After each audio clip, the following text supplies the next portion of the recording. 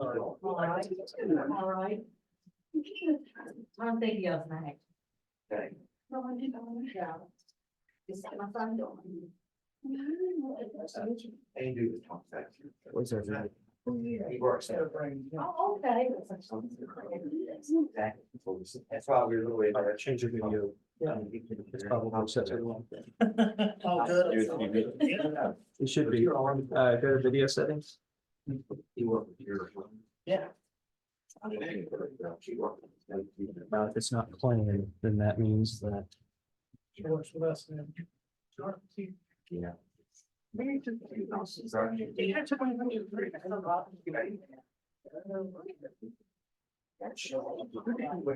was. Wait, I see.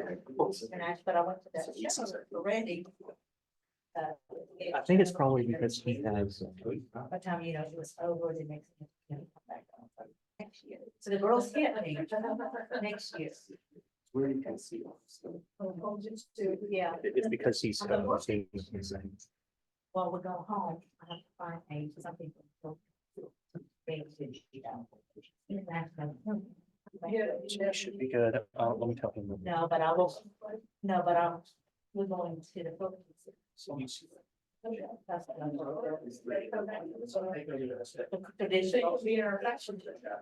I don't know about that, but I'll. Oh, you don't do anything, you just walk out, stay there. He's got a lot. Say anything. Into ferns. How do they cook the food? They all, I mean, you know, there's, I really do secretaries. Yeah, I went in and took the house, both the laboratory. She was probably, she said, we had five of them twice. I said, not this year, but I was. Brought that, it's, brought that, so how about that? We're good. Oh, so everyone's the one that doesn't. Used to be there. Yeah. Ready to go? Oh. Since COVID, we can't go. So they just eat, they cook the, I'd rather you just give them the rest. Oh. I don't have the link. I assume it's being recorded. She said there's a deal. Isn't that a head start?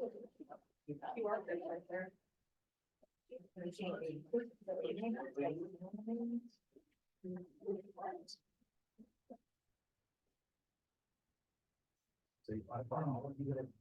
Should I probably some extent, or you mostly doing? I am doing most of it until we get to individual sections that they're eligible. My started answering was beginning of the salary. Okay, yeah. That's exactly.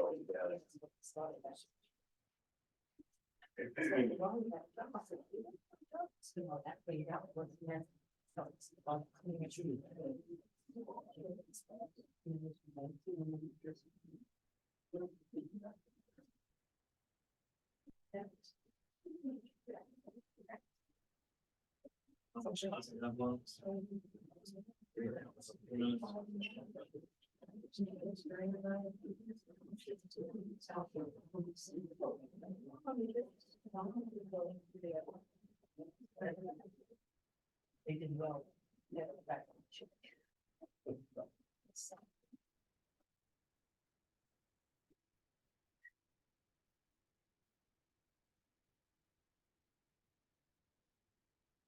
You want us to introduce ourselves for the thing? We can do that. I'll step up there, but yeah, we can do that. Yes. I'm taking pictures. Yeah.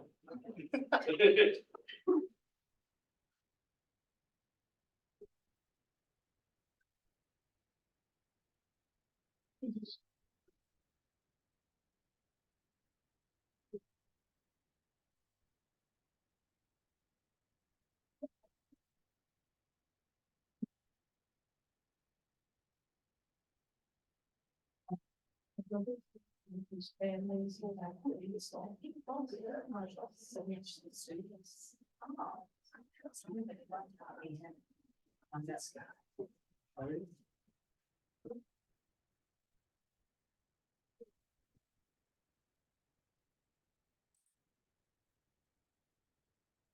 minutes.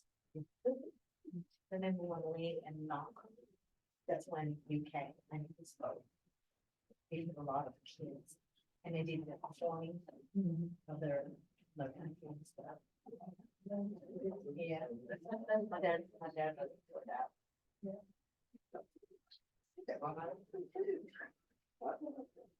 We did sometimes.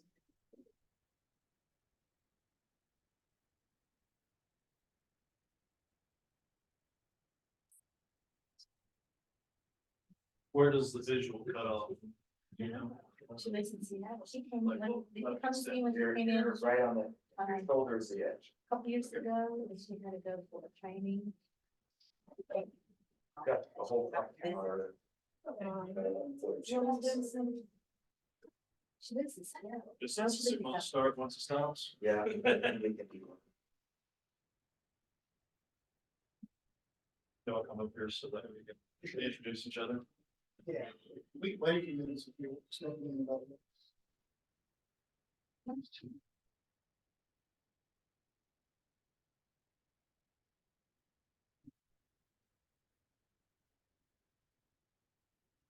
We live. It's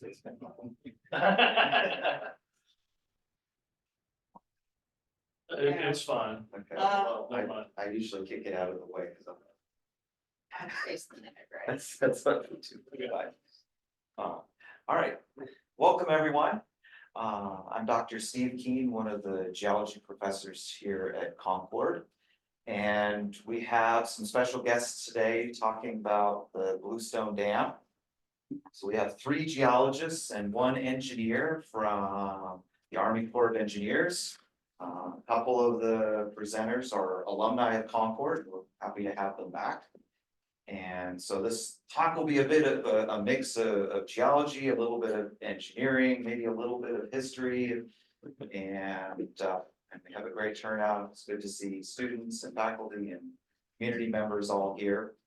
And for those of you who are participating remotely, I will be monitoring the chat on Zoom. So if you have any questions that come up or comments you'd like to add, feel free to just put those into the Zoom chat and we'll save some time to go through those later. Okay, like I said, we're 3 geologists from the Army Corps of Engineers. My name is Aidan Hodge. I've been working for the Corps for about 2 years. I'm John Vaught. I'm a project geologist at Bluestone, apparently. As Dr. Keene said, Aidan and I are both Concord alum. And I'm nervous, and my name is Kelli Gagnon. I am a geologist. I am an alum from Marshall University. And And then this is Alan, you're gonna introduce yourself. Hi everyone, I'm Alan Loeb. I'm a civil engineer intern. Been with USAID for about a year now. It's due about a month for the patient here at Bluestone. Graduate of Virginia Tech. It's nice to be here when I'm not presenting, but any questions, just. he's here for emotional support. So delve a little bit deeper in our roles as geologists. I'm kind of the general purpose geologist on the project and the environmental specialist. Vaught is mainly the anchor specialist and Kelli is the foundation specialist. Now, let's begin our slides here. So we are currently working on the Bluestone Dam safety modification. The motto for our current phase is overcoming challenges and driving on. This is a beautiful picture of the Bluestone Dam that was taken by GC Wendell Photography. This was taken by over 300 images to get the Milky Way to present itself in this manner. And this was a short exposure right here. And it was just the most beautiful picture of the dam I've ever seen. So I figured I'd include it and I asked permission that we could and he gladly accepted. Here's some 3D modeling that we have created that we'll get into more depth later on in the presentation. Okay, so the general role of the Army Corps of Engineers, here's a brief history with some exclusions. The Army Corps of Engineers started in about 1775, but it was established as a permanent branch in 1802. The first initial use was to engineer some buildings. We have our saying is soyons, which is French for let us try, because in the Revolutionary War, the Americans asked some French engineers to start engineering some things because they're having some issues. So the French engineers were like, let us try. And so that's been our saying since then. So from the beginning, even though it was mainly military construction, there was an idea of having us do civil works in nature. We started with lighthouses, doing piers and jetties for harbors, and carefully mapping navigation channels. About the 1900s or the 20th century, we became a leader in federal flood risk reduction, and we significantly expanded our civil work projects. We also started responding to natural disasters. And then in the 1960s, we started focusing on environmental preservation and restoration. We have a great wetlands project program, for example. Usually if something has to be built near wetlands, they have to get a 404 permit through us to really be allowed to construct in a wetland and to make sure the wetlands are protected, for example. Okay, the overview of the dam. Here is a picture of the dam at the end of phase 4. I'll get into the phases later. So we'll be referring to various sections of the dam throughout this presentation. So the main one is this right stilling basin, which is the focus of our project now. We also have the left stilling basin. Basin's split in half by a temporary coffer dam, which we're going to put a divider wall on. And here's the penstocks. And here's the actual dam. Here is about 165 feet tall and about half a mile long. And it weighs approximately at least 440 million pounds. And it is a gravity dam. So there's nothing currently anchoring it to the bedrock. It's just staying in place by the weight of its own gravity. And we later found out that that was kind of a problem. And so that's so the dam was originally ordered to be constructed in 1935. It was originally proposed in like 1915, but it was ordered by Franklin D. Roosevelt. Unfortunately, a series of legal battles held back the construction of the dam until 1942. There was a lot of political intrigue involved with this, if y'all are curious to look up on your own time, and a lot of interesting folklore about what people thought was actually happening to things, if you want to research that further. But it didn't start until 1942, and then it was put on hold for World War II. So then once World War II was finished, we started reconstructing it again, and it was deemed completed without its crest gates. These are the crest gates right here in 1948, and it got its first test within the first 2 years of construction when a severe flood came in 1950 that would have sent a 10-foot wave to Charleston. And so we're predicting that one of the predicted max level events for a flood in the future to be would have sent a 15-foot wave to Charleston. And that's predicted what would happen if this dam failed, is a 15-foot wave would hit Charleston during that flooding event. So the 10-foot mark is pretty good and kind of on scale with what we're expecting. Okay, so this is an image of the Bluestone Dam in the 1990s. The crest gates were finally installed. That's these parts right here.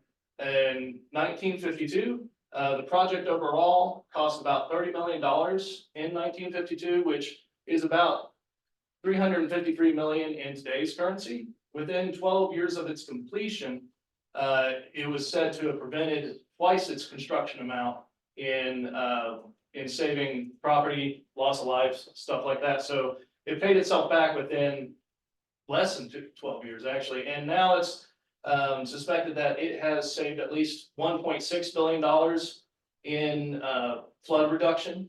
And that has, some articles say that's 4.6 billion. So it's definitely paid for itself at this point. Oop, one more back. And then there was originally plans for it to be a hydroelectric dam. However, they determined after World War II that power shortage was no longer a problem and that they didn't feel it was necessary to turn it into a hydrological dam. However, and there isn't currently any plans in the future to add in the hydroelectric components, but there is kind of like it's somewhat pre-built to accept that if that is a possibility in the future. And there's specific permit requirements if someone decides later on in life to add the hydroelectric, I think it requires the Tri Ventures Authority. Tri-Ventures Authority, they'd have to submit us a proposal and design, and we'd have to see if it matches our regulations and stuff like that. So, but currently, there's no plans to make it hydroelectric, and we bring that up because it's a common misconception. Okay, the current nature of the project, of the mega project, a dam safety assurance report in 1998 indicated that the dam had hydrological deficiencies that could lead to the dam sliding and having stability failures. And basically what they found out is that although it's at least 440 million pounds, if enough water stacks up behind the dam, it'll just go underneath the dam and lift it up, shove it downstream. And if that happens, the dam is constructed into monoliths that are essentially independent of each other. And they're big, giant, like 60 foot by 60 foot by 60, well, more than 60 foot long columns. And if they're not really connected too much, so they can shear at the joints. And if that happens, like a single one can just flow down the river. And if that happens, that's when they're expecting the 15-foot wave to hit Charleston and stuff like that, if it gets that high. Okay, and so that spurred on the idea of greatly improving the dam, and that was incorporated into a multi-phase mega project that was broken up into phase 1, 2, 3, 4, and 5, which is our current phase. Phase 2 was further divided into phase 2A, 2B, and 2C. And so phase 1 saw the construction of the thrust block in front of the dam. This is kind of increasing the strength of the toe of the dam to help prevent it from sliding. They increased the length of the penstocks, which is pretty much an auxiliary outflow to help with the crest gates and everything like that. And so we extended that, put concrete in front of it to help, and it has sacrificial bulkheads. So if the river gets too rough, these will immediately fall down and allow max flow through the penstocks as an emergency. Okay, and then phase 2A, we have a road closure right here, just in case the water gets too high. We extended the crest gates to allow the crest gates to move up. And then we also increased access for later construction. And there was also a fishing pier that was added down here. Phase 2B added 216 anchors to the top of the dam. This is where, after they realized, oh, it could just lift up and go down the road or down the river, that we would anchor it to the bedrock, like pretty much put nails in it so it doesn't move. And so phase 2C decided to increase the non-flow sections of the dam by 8 feet with precast concrete walls.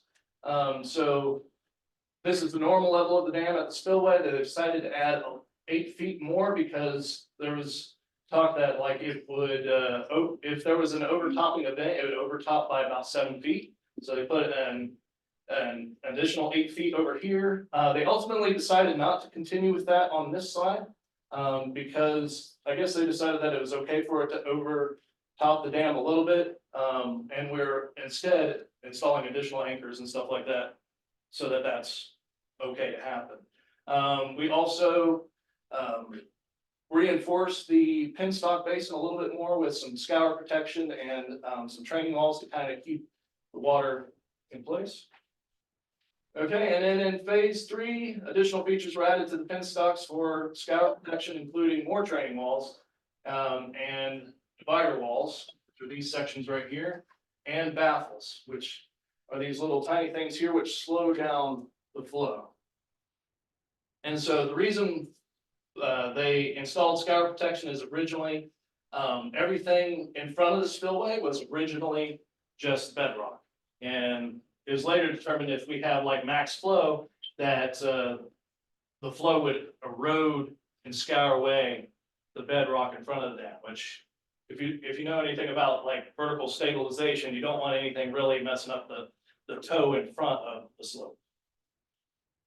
Okay, and then phase 4 was just mass installation of 278 acres. They did that across the face of the dam. They ended up building a bridge across the whole face and had like cranes and drills and everything, just anchoring, putting in 45-degree anchors all the way down to bedrock. well, past bedrock, really. And now we're currently in phase 5, which included the installation of foundation drain pumps to reduce the chance of uplift. If water comes in from underneath, we can pump some of that water up and out, so that to reduce the risk of it just lifting up and moving downstream.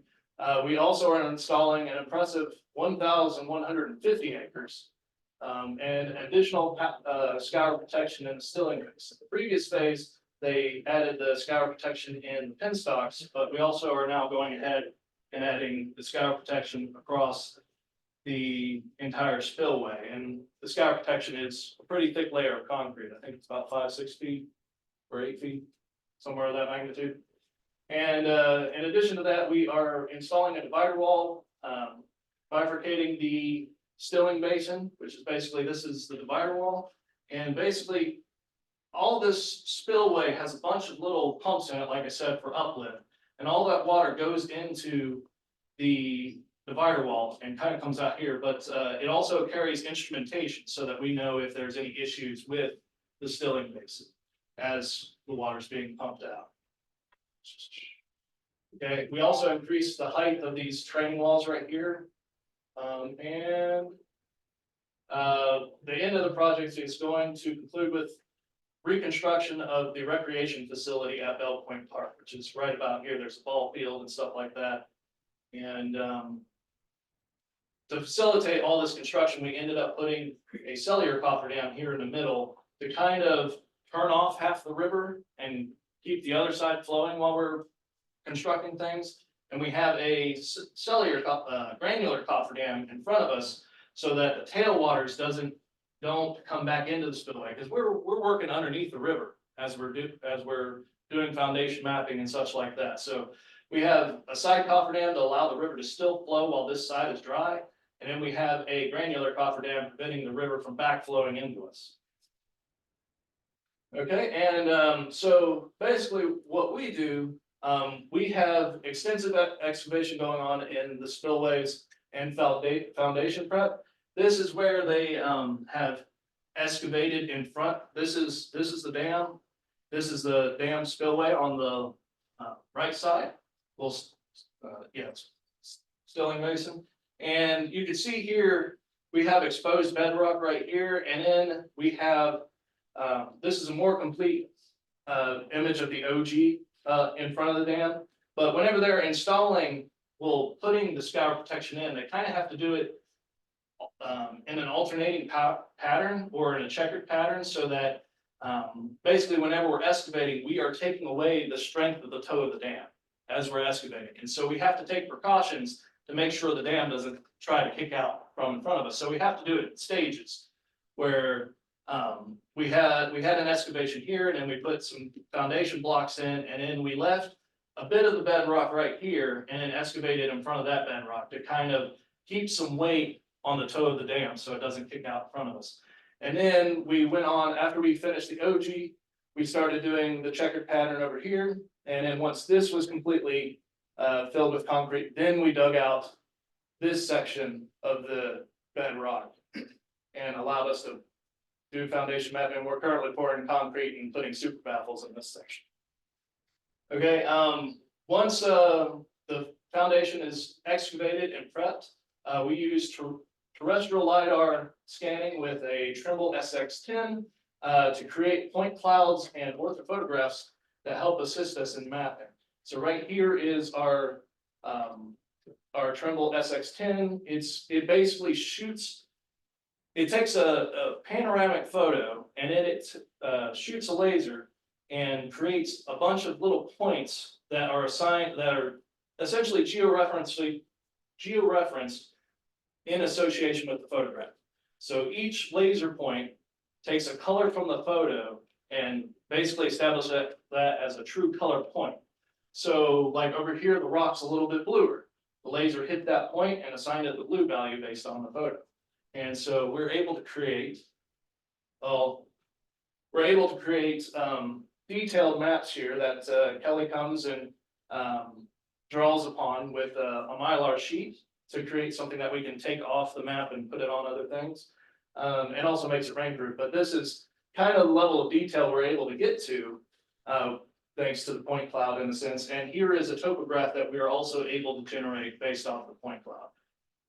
And then prior to LiDAR technology, this was the method that the Corps previously used. We would open some bedrock and then we would paint a grid and reference everything and associated with the grid that we created to keep things in scale. You can see the difference in resolution between previous phases and now, and that's just boom in technology. This allows us to capture so much data because we can then turn this into a 3D model. The benefit of this 3D model is not only does it have virtual reality implications, but if there is an issue with the dam down the road, like say there's a crack in concrete, we can go and literally walk on the surface of this bedrock in on a computer and see where exactly, like what issue could have arisen there. Like was, okay, is this crack, well, is this step up, is that creating a crack through the foundation? And so that's kind of useful information to know. And like I said, there is potentiality for virtual reality, so you could physically walk the project, or potentially in the future being able to walk the project as it's being done and communicate with engineers and stuff remotely to improve the project. Okay, and then now we get into like the nitty gritty, the actual heavy geology and heavy engineering aspects of the job. So the dam is located in the Appalachian Flows physiographic province, approximately 15 to 20 miles from the Allegheny structural front. So it's basically in between the Valley and Ridge section of West Virginia and the Appalachian Plateaus. The Appalachian Plateaus are kind of like the Beckley area where like there's just a bunch of flat tops, everything's horizontal. And then you have on the other side of the dam, you have the Valley and Ridge, which is a very fractured area, mainly due to the aftermath of thrust faulting and stuff like that. So we're not quite in the heavily fractured area, but you'll see later in other slides, there are significant fractures throughout the bedrock. This actually is what helped me pass sedimentology class, is projects like this, like the Paleo Map project, which allows you to look at locations in different aspects of time. And so we were able to georeference what was happening when deposition of the bedrock occurred. So during the early Paleozoic, the project was located near the shoreline of the epicontinental sea that used to be on top of America. And so right here's our project. This is the sea that it was originally on. This was during the Akkadian orogeny. And basically after this erogenous event, sediment started eroding towards our project that was in the sea. And so that's where most of the deposition comes from. It comes from the east going to the west from the Appalachian Mountains before it finally got lifted up out of the sea during the Alleghenian orogeny. Okay. The dam is primarily founded on the Stony Gap sandstone, the basal member of the Hinton group within the late Mississippian Mauch-Chunk series. The area is, like I said, rather fractured. There is there's called the Bell Point syncline that kind of runs through the river. Well, I guess the river was kind of geared towards following the syncline actually, but the syncline plunges essentially upstream from the river. And so here's the project. Here's kind of the bow of the stream there. You probably can't barely see the lines for it because this is a very old map. Luckily, Dr. Allen has made us a better map for future geologists and engineers to use. And here are the primary strikes and dips of those major fracture joints. It goes pretty much east-west and northwest, southeast here. And you can actually see that if you're sitting on top of the dam, you can actually see the fractures through the water. Like here's a minor set, they're saying this is the major set, and this is obviously looking upstream of the dam. Okay, and I believe this is Kelly's section. So real quick, before I get started, do I have to use the stick or can I indicate with my cursor or is this gonna cause like, It's probably better to use a stick. oh, stab myself with the stick by accident. Okay, so. One of my jobs as a foundation's geologist, besides the foundation mapping itself, was to help pick a target elevation for where to found our stilling basin. Our structural engineer gave us some constraints. He said that the elevation had to be at 1360 or below to accommodate any instrumentation that we put in the stilling basin apron.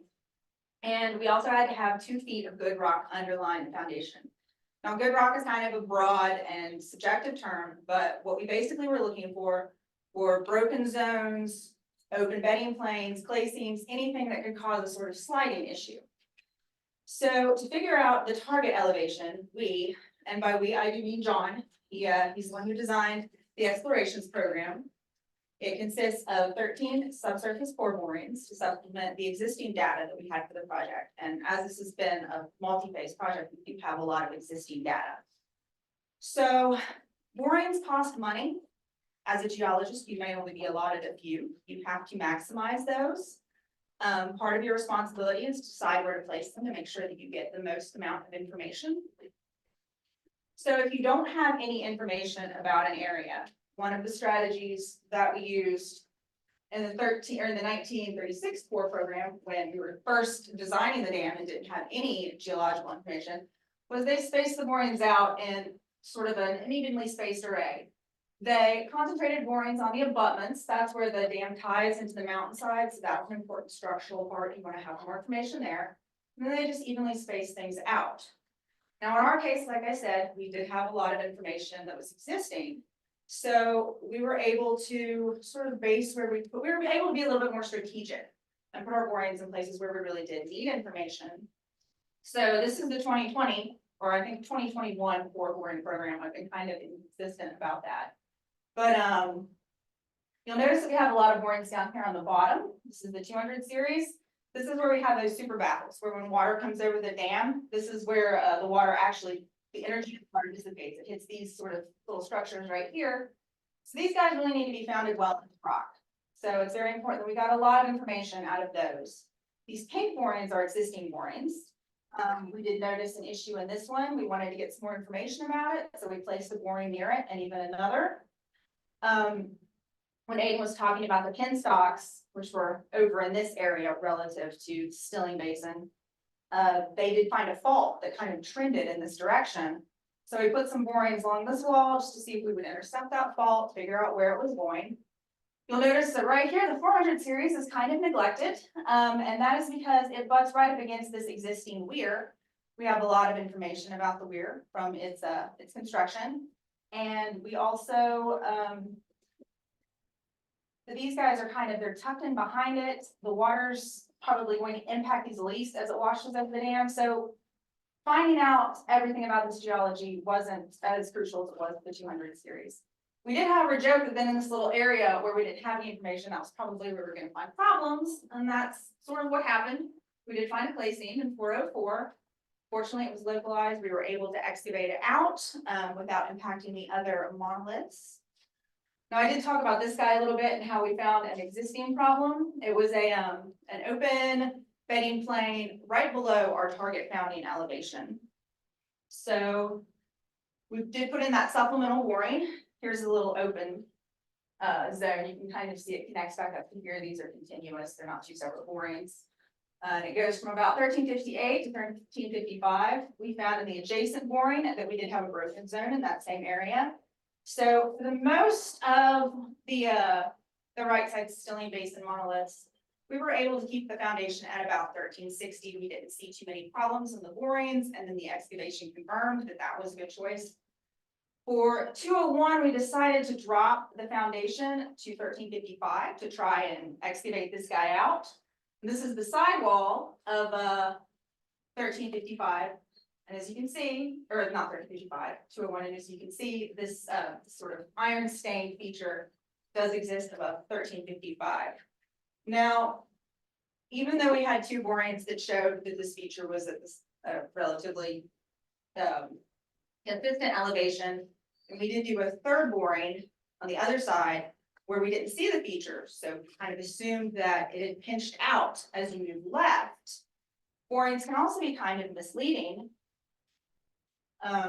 This pano shows the feature as it goes all the way across 201. This is the boring that shows it, the boring that we just did that shows it above 1355.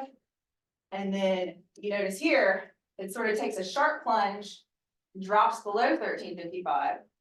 This is the one that showed that it pinched out. It was actually too low to get caught by the boring, but fortunately it dropped so quickly that by the time it gets into the adjacent monolith, it's got that 2 feet of cover. And this kind of just shows different characteristics of this open zone from across the 201 foundation. We have some kind of tilted beds here. In other cases, it was tight, but you could see a lot of deformation. In other cases, it was completely open and had mud in it. I did stick my hand up to the shoulder in that hole. It was kind of exciting. And then right here, we have a recumbent fold that it makes in the actual 201 foundation or 202 foundation. So another neat feature that we saw that while we were excavating the Stilling Basin that we had a lot of questions about were these guys. They didn't show up in any of the project history. We only found them in one boring and we weren't really sure what they were. But when we excavated the Stilling Basin, we saw these sort of, let's see here, these round black sandstone deposits. They were arranged in kind of a straight line that was oriented parallel to strike. Trying to find. And they're also kind of the reason why we're here. They were infilled with this black sandstone that we were curious about, so we did take them to Concord to get them analyzed. Results are pending. This is a profile view. They kind of create these bold depressions, and they're very heavily jointed when compared to the surrounding sandstone. They have a lot of mica. They range anywhere from 3 feet to 6 feet across, and this fracture is oriented parallel to strike, and these guys kind of usually have a little fracture that cuts all the way across. So we wanted to know what those were. And so I had like agonized about these for months, and then Aidan just casually drops that, oh, those are potholes, and it turns out he was right. Potholes are formed by water flow, so basically sediment or rocks get caught in an eddy, and they drill a hole down into the underlying sediment or bedrock. They can form in both marine and river conditions. These are actually marine, because all this sand was deposited offshore. But one thing that I thought was interesting was you can also see them in the same rock formation down at Sandstone Falls, just a few miles downstream from the dam. And so that kind of poses the question, these things also form in rivers. They do tend to be associated with waterfalls. So is this feature a modern river pothole that was formed by the new river, or is it a relict marine pothole that the new river just happened to uncover? And I don't know an answer for that, but it's just a fun little thing to think about. And I will note that I made that discovery by watching the Scablands documentary. So to me, it's important to keep up with your education, whether it be watching documentaries or going to conferences like that, because it might help you on your projects. Which I love that documentary, which is why I'm so mad that Aidan figured out what they were. And finally, this is my masterwork here. This is the entire right side Stilling Basin in draft form, printed out on, or not printed out, on a 8x10 paper and taped to the wall. It's about an 8 foot by 4 foot map. You can see the potholes of these little dark things occurring along here. Again, strike parallel. And if you guys come visit us at the dam on Thursday, you'll get to see this in real life. It doesn't have quite as weird lighting in real life, but yeah, that's about it for our foundations. How are you? Thank you, Kelly. You have to stick. So when I first started working at Bluestone, how many people are geologists? There's quite a few. All right, so when you're working as a geologist, you're used to looking at geophysical logs. You're used to being beside a drill rig, logging coal, right? So when I get to Bluestone, a grizzled old project engineer comes to me and says, "How you buddy? Everything in the ground is yours." So that includes anchors. These are post-tension multi-strand anchors that use low relaxation steel. I must have missed that day during Dr. Keen's instruction, because you don't really get any of that information. But the education you do have, you can use to learn things quickly. So as Aidan and Kelli alluded to, we use anchors for stabilization of the dam. If you notice, we have the 45-degree anchors. Those are used to stabilize against the slide, like that we've already discussed. The vertical anchors, however, were used to combat against uplift. So as they mentioned, this dam's been under study since 1998. So we have a good bit of information. There was a study conducted about uplift that determined when the dam is loaded, the water is fully up to here. The dam can actually rotate on its heel, pinch down at the toe. What that does to the phreatic surface, as that pinches the toe, the aperture of the small rocks are actually closed. And that lets water impound underneath the dam. We have measures in place to try to combat that, but with the modeling and the computer models and weather models that we have today, we realized that when the dam was originally designed, the storm that could hit that dam is significantly big. So that's part of the reason we entered into a dam modification project. So what that does, ensure it pins the heel down so that small closing of those rock apertures don't occur. Right. And another thing geared towards geologists, if you notice, probably can't see that, but that says a grout curtain. So in the inspection gallery, which we'll see that Thursday, there's a line of foundation drains that are to intercept any effects from uplift. So if you can imagine a line here, right? And uplift is a theoretical line from the top of that dam down to where it exits. So that line of drains reduces this line to something more like it comes here, this will intercept it, and then your uplift pressures are. Because with that water, you get pressure. Has anybody taken structural engineering yet?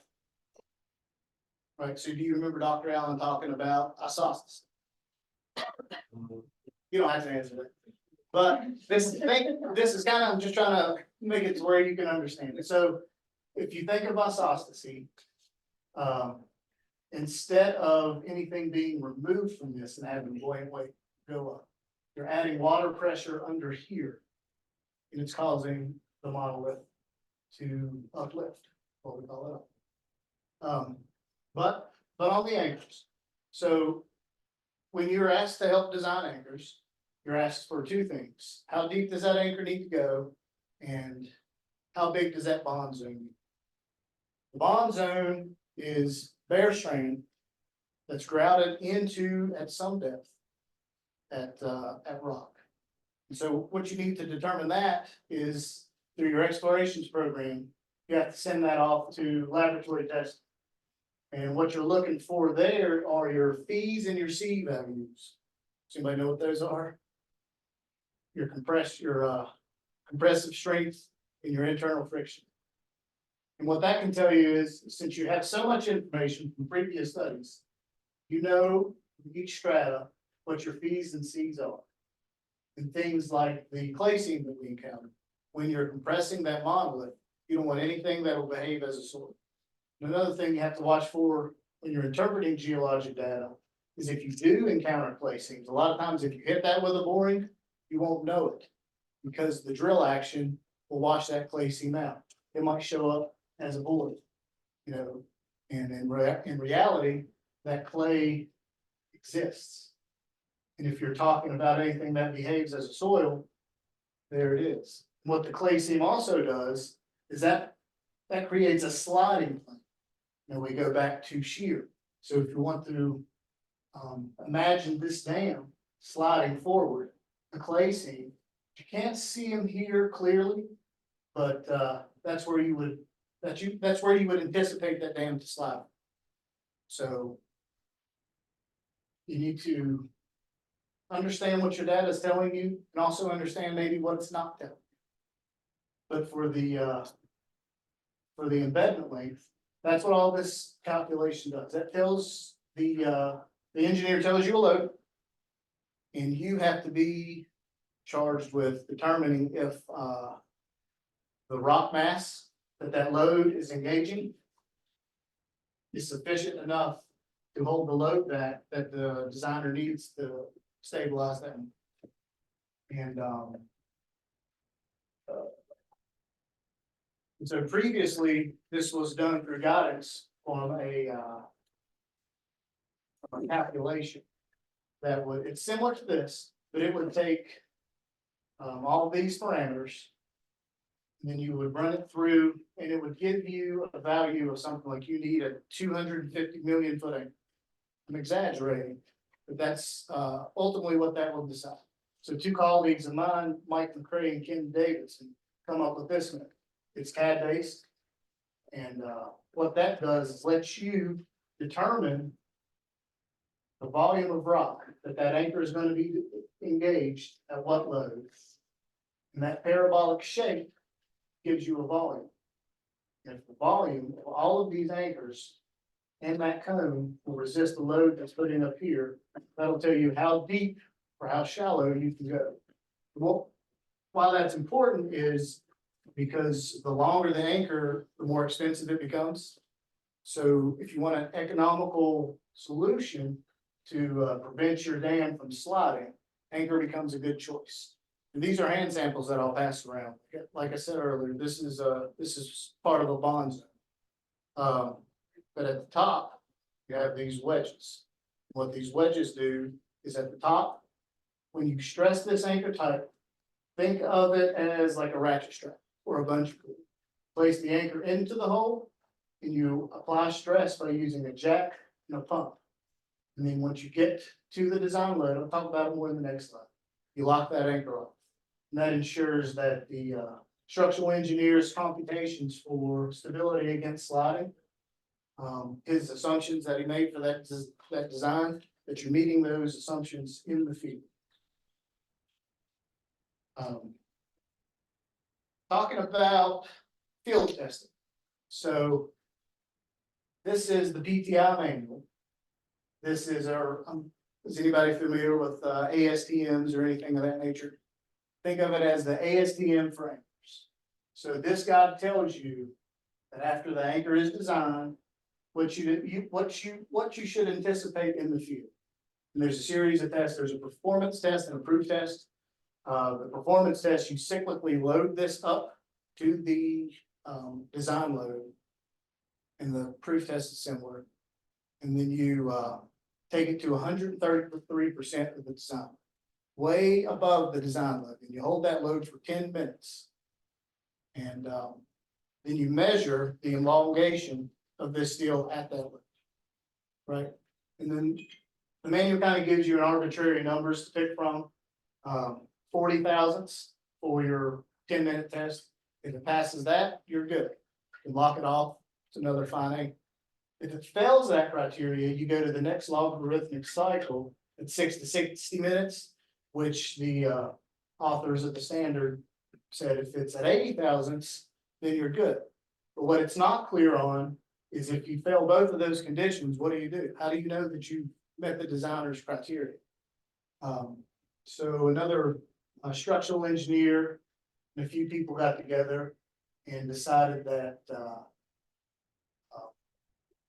they didn't like that. They didn't want to be asked every time it failed in that scenario if we had a good anchor. So we determined the criteria based off the apparent freely. So as we mentioned earlier, we put several anchors into the dam. Every anchor that we get a certification. We know its properties based off its ASTM, what it's supposed to do.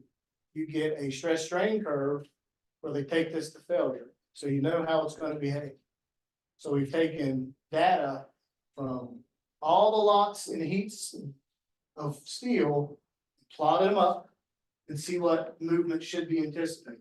So how we pass those anchors now is that we take the apparent free length calculation, multiply it by this number. And then we take the measurements, the elongations at the 30 and 40 minutes, because we've already held it to an hour, we failed the 1 to 10. And you subtract those two numbers, and if it falls within that criteria, you're good. Since you've held it for the hour and you already have your 40 to 50 minute incremental movement, you do the same with that. If it passes those criteria, you're good. If it fails that, then we had to get creative. You're going to hold that anchor for 15 minutes with no load on it. We change that slightly. And then you're going to see how it behaves on the retracts. If it falls into a criteria we determined, then we have a good anchor. So what we design at Bluestone are called restressable anchors. If you notice, this sample has a black coating on it. That's polypropylene coating. And I'll pass these around so you can put your hands on. But what this allows us to do is this is greased and sheathed. So the only bare parts are the bottom bond zone. So you get the good rock grout strand bond that you're calculating for on previous slides. And then you have this free. And then you have what's called a restressable head. These wedge pockets at the very top of the anchor go into a wedge plate. And that sinks down into that wedge plate. And that's locked off at the load that the structural engineers determine. If at some point in the future, we test these anchors and know that they've lost load, since we've done a smart thing, put this polyethylene coating in the free length, we can pull the head of that anchor and apply more load to the dam if needed. Kelly's going to go over some additional roles. I'm actually going to hand this over to Aidan in a second to talk about geoscientist roles at the Corps, but I think this is kind of a fun little bit of Bluestone lore to use as an extreme example. When the dam was partially built or partway built during original construction, they discovered that there was this water-bearing seam about 40 to 20 feet deep that was passing water from upstream to downstream. They wanted to cut it off, but because they'd already constructed part of the dam and because it was so deep, they couldn't excavate down without risking destabilizing the dam. So they came up with this solution.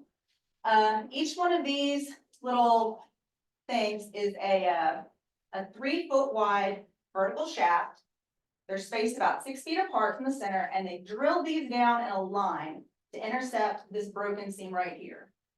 Then they proposed lowering a laborer down these shafts with a jackhammer, and they use the jackhammer to tunnel out these parts between the shafts, effectively getting rid of the broken rock.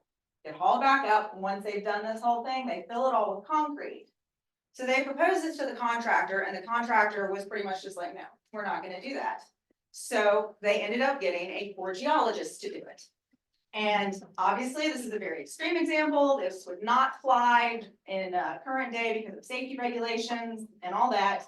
But one thing that all three of us have found while we've worked with the Corps is that we sometimes get put in unusual roles. Your boss is usually an engineer, and while they have a very good idea of what engineers don't do, they're not really sure where that line's drawn for a geologist. So you kind of get all the stuff where they're like, we don't do this, but maybe a geologist will. And you kind of get some exciting opportunities that like let you branch out and learn some unexpected skills. And so there you go. And so we have an inside joke is when all else fails, send in the geologists. So that was an extreme example. We also have, we kind of collectively came up with basically different branches of the Army Corps of Engineers that you might get put in as a geologist or apply for as a geologist. That's kind of the construction branch, the geotechnical branch, and the Dam Safety Production Center branch, and then some various other roles. And some of these have overlaps, like for the construction, you do explorations. For geotechnical, you do explorations. And then, so basically the construction branch, we do like foundation preps, mapping, dam modification, we do environmental work, some materials and concrete and quality assurance. And then for the geotechnical is kind of, not hard rock, it's more like soils and soft rock, work, and engineering. And you'll probably get into more like instrumentation and monitoring, dam modification, stream bank remediations and explorations. Or you could go work for the Dam Safety Production Center and actually work on doing major dam modifications like we have at our project, or designing anchors, doing grout curtains, designing the foundations, doing risk assessments and periodic inspections. But you also could find yourself in data management. For instance, one of the geologists working for us is actually programming a database for us. So he actually was a geologist, but now he's working as a programmer. And that's because we also bought, whenever he got on the project, he also had to deal with data management. He made this big giant database out of Excel that we're now turning over from Excel programming into an actual SQL database. And so you might also get involved with surveying, though that's usually delegated to engineers. You can also get into the regulatory branch. That's what I was saying with like the 404 permit. You have to go get a permit before you can actually construct things, or make sure that you're following the regulations before you go and do things. If you have chemistry knowledge, you can, we have a hazardous waste branch. I've done some hazardous waste stuff myself. You can also get into project management. You can also get into research with the ERDIC Center, Engineer Research and Development Center, which we've been trying to push to get virtual reality more commonplace in the Corps. And that's pretty much the avenue to get that done, is doing it through the ERDIC Center. And then you will occasionally get sent out to, or volunteer to be sent out to respond to disasters. So here in the upcoming months, I'm going to be sent to Hawaii to help restore Maui from the fires. There was a landslide that compromised the dam in Puerto Rico that Vaught's going to be going on probably next week if the travel orders go through. So disaster response is a big part of the Corps, and they'll usually send out, hey, who wants to go to respond to these disasters? And you have the option of volunteering. So while we were working at the Corps, we came up with a list of beneficial skills that helped us a lot while we were working with the Corps. Excel was a major one of those because, like I said, we were running a database straight out of Excel for all the anchors and everything like that. Drafting became important. I'm currently, to do all the 3D modeling, I had to learn Trimble. Vaught knows GIS, and both Vaught and Kelli know CAD and MicroStation. I know a little bit of CAD, but we found out that Trimble was the best software that we had access to for the foundation scanning. And then also skills in Photoshop seem to be important. You need some high level maths, mainly trig. I did end up doing an integral one time and was hoping to impress the engineers, but it didn't turn out to be that impressive, but it did get the project moving a little bit.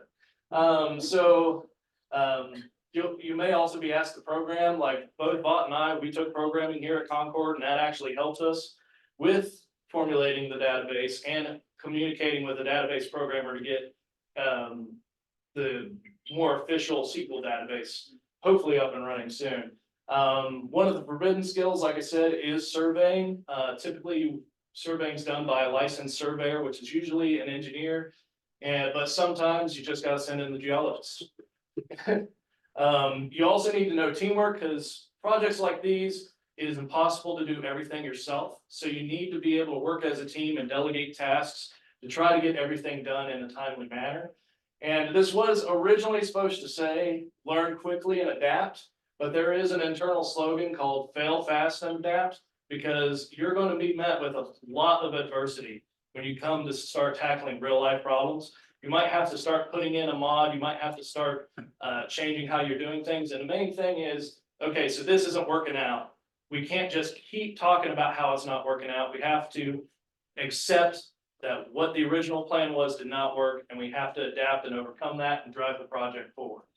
You also have to be efficient at problem solving. That goes back to the failing fast and adapt. You have to be able to think on your feet. You got to learn new skills quickly, because for an example, I had to learn how to do CAD, 3D CAD and stuff like that without any, without the time to actually take a class on it. I had to give myself a crash course, and it was like, okay, I know there's probably more efficient ways to get this done, but I'm gonna have to brute force to get this project finished. And then maybe as I'm consecutively learning more and more, become more efficient as things go on. And it's kind of a reoccurring thing where it's like, okay, we're working ahead. We're working ahead. There's probably a better solution out there, but we don't have time to look for it. So we just gotta push it. And so that was an interesting, like, I guess, tribulation with the Trimble Center. But yeah, and then the last thing you should have an emphasis on how to read and interpret geological data. This is crucially important in being able to communicate to engineers, specifically geotechnical engineers. If you have issues with, say, hey, you encountered this, or maybe their assumptions might not be correct because you noticed something particular in your borehole that they probably wouldn't have noticed. So that includes like having knowledge of CPT rigs, SPT rigs, hydrological data, and geophysical logs, which this is kind of interesting how that shows up on your, when you go to get your PG. So working at the Corps, graduating as a scientist, the Corps generally has what's called a 7-9-11 program, where whenever you get hired on to the Corps, they may start you as a GS7.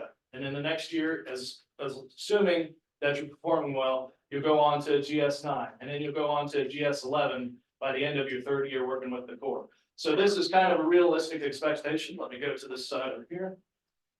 So at GS7, you'll probably start at 49,000, and then by 3 years, you're looking at 72,000. And so I believe John, he worked for the Corps straight out of college. Did you go through the 7-9-11 program? I mean, yeah. And then Kelli, she actually started as a student. And so you started at GS4 and worked your way up. And did you go through the 7-9-11 after that? Nope, I went from a 4 to a 9 in like 6 months because I was a graduate student, so. Oh, nice. it yes. pushed me ahead. So for me, I didn't work for the Corps immediately out the gate. I kind of had low confidence whenever I graduated, so I accepted kind of a low ball offer, and I kind of was in this 4 range as well. I was working at Domino's making like $18 an hour, and I accepted a job for $14 an hour. I was like, man, well, I knew that it was an investment in my career, so I went ahead with it. And even though I was making $14 an hour, I was working like 70 hours a week. And I was getting per diem. So I was actually making like 70,000, even though I was making $14 an hour. And then unfortunately, 2 years down the line, I got stuck on a project where I wasn't allowed to work overtime. And that's when I started to feel like, oh, I'm a G6 level, but I know that I'm like at least a GS11 in the scale. So, and they told me once I got my PG, my professional geology license, that they would bump me up to basically this GS11 range. And unfortunately, at that time, I kind of didn't feel confident that they'd give me that big of a raise. So I kind of moved on to the Corps. But while I was working that job, I did the first job that I had coming out of college. I was a construction inspector. I focused on soil foundations, concrete, and environmental work. And then after 3 years, I shifted over and did 6 months as a geophysical engineer assistant, where I would map out borings and help them determine how much bearing capacity foundation would need to build a building, usually about 3-story buildings and stuff like that. And then after that, I was a geophysical driller, exploration driller for 6 months, where I was running the CPT rig. And that came back with per diem, making me a lot of money and stuff like that. And then I went into environmental consulting, where I mainly was looking at hydrologic data all day, trying to figure out where a contamination plume would be heading. And if it was heading this way, then we had to start pumping it. If it went that way, then we'd have to like put a deed restriction. Hey, you don't want to put a well there. You're going to have to go to city water and stuff like that. And then eventually that went into like real estate, and I didn't like that. So that also contributed to me wanting to join the Corps. What else was there? Yeah, so that was pretty much my journey after college. And eventually I did finally gain the confidence to kind of do what I needed to do. And now basically I'm GS12 now, so. Yeah. Anyway, do y'all have any questions? I think what Aidan's trying to tell you is if there's an opportunity that you see at the core, it's worth pursuing. Yes, and I was gonna put like a bunch of job postings that were available at the time of writing this slide. But currently there's like 125 vacancies for various scientists on the 7, 9, 11 track, mainly through South Carolina, Florida, Georgia, and I think Texas as well. So there is job postings out there. You could, for any government job, you essentially sign on by going to usajobs.gov, and then you can find all the requirements there and how to, and you can build your resume on USA Jobs and apply directly to those positions.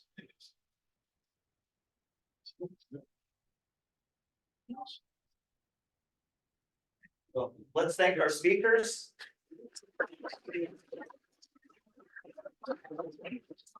Glad to have you here again. I'll make a brief mention, just some context. There was a couple mentions of taking a group there on Thursday. So part of this came about, they originally approached us to do some analysis of some of the bedrock from under the dam here using some of the lab facilities at Concord. And we started talking, it's like, well, I'm teaching this course and one aspect of it is like engineering geology and applications. It's like, could you come and give us a talk? And then, and could we do a field trip?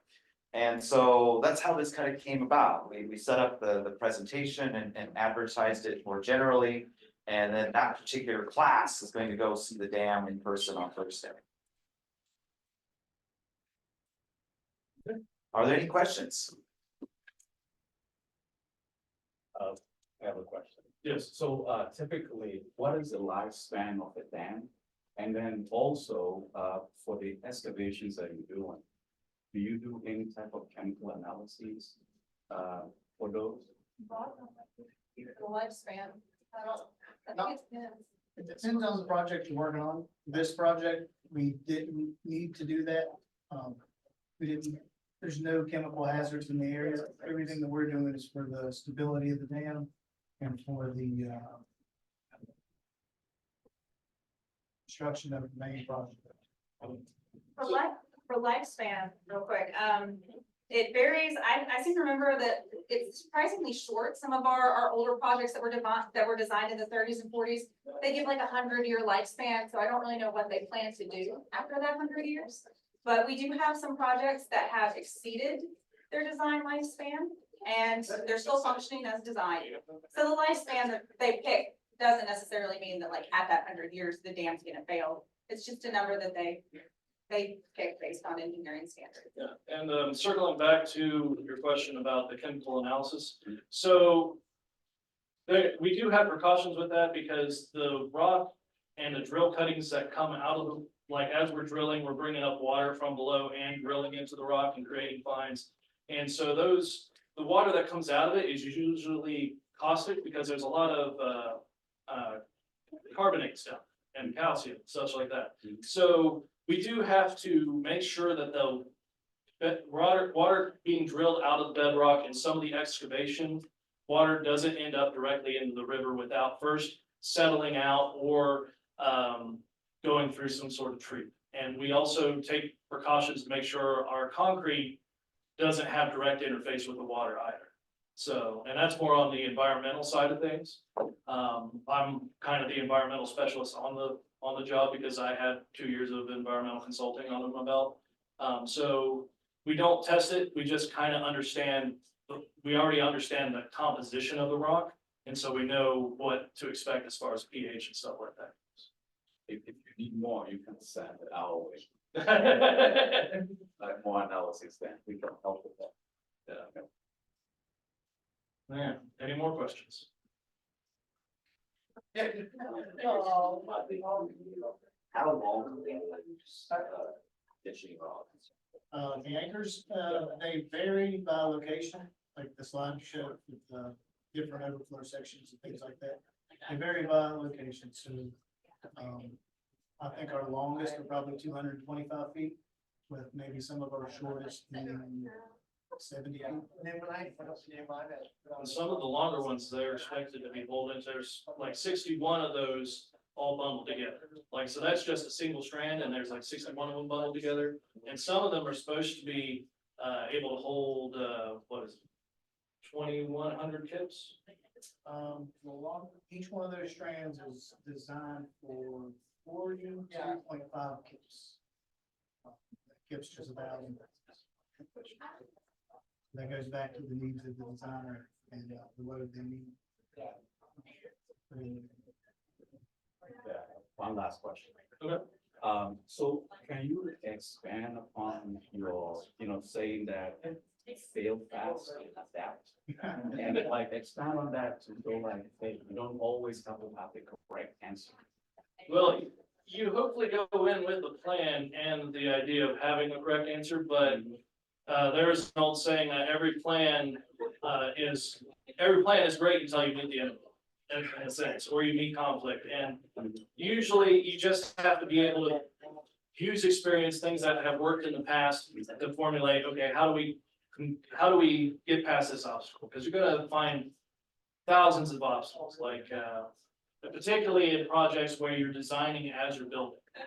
And that seems to be where, I mean, I was on a project where we're building like a three-story like basketball stadium and stuff like that. And we were designing as it was being built, and it was like, okay, well, we got to the second floor and none of the anchor bolts lined up with the second floor, like where everything was supposed to join together. And so we had to rework all the rebar. And we had like 400 requests for information from the structural engineers within the first year, because it's like, okay, will you accept how we formed the rebar this way? Because it's not working as you designed it out. Because the assumptions on the first year of the design project did not match the assumptions on the second year of the design project. And with bedrock too, going back to the section about explorations, you can get a decent idea of what to expect, but you don't know what you're gonna find until you actually excavate. There's a lot of surprises. Yeah. And you just have to be able to work around them. Yeah, so it's like, okay, so we found a clay seam. What are we gonna do with it? Are we just gonna pressure wash everything out? Are we gonna ground it in? Are we gonna put pumps in it? Like, so it's just, you kind of have to figure out as you go. And it's gonna be a lot of, hey, this isn't what we expected. We have to figure out a solution to this. Excellent questions. I appreciate it. Any more?